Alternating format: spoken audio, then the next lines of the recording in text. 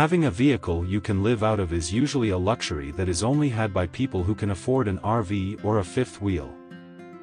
There really has never been an option for young adults, something that is relatively inexpensive, but also functional enough to be able to actually live in for a decent amount of time.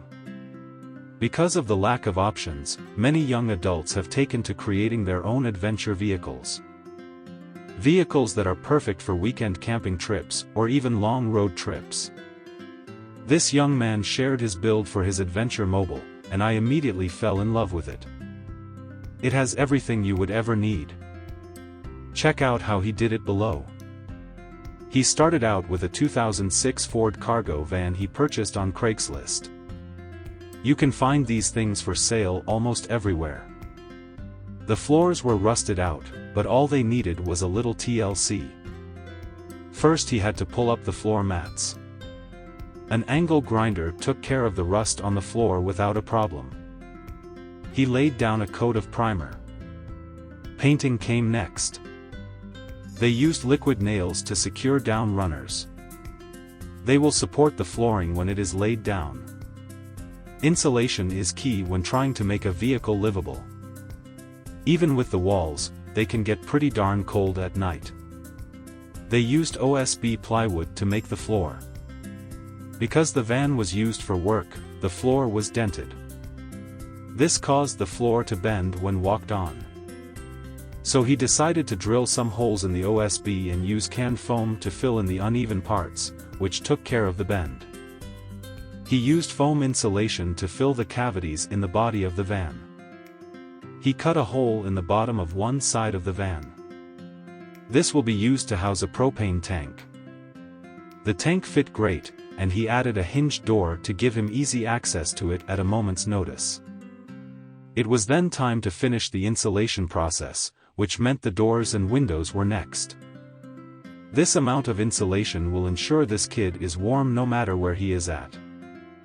He had a custom high top made, which was extremely important. He wouldn't have been able to stand up in the van without it. 6 feet 5 inches feet of clearance on the inside now.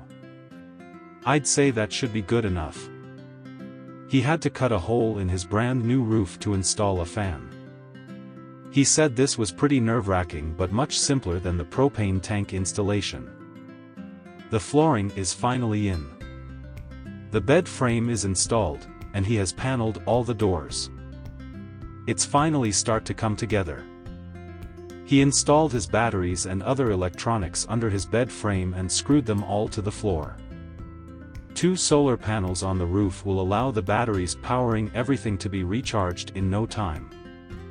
He wired the ceiling for LED lights.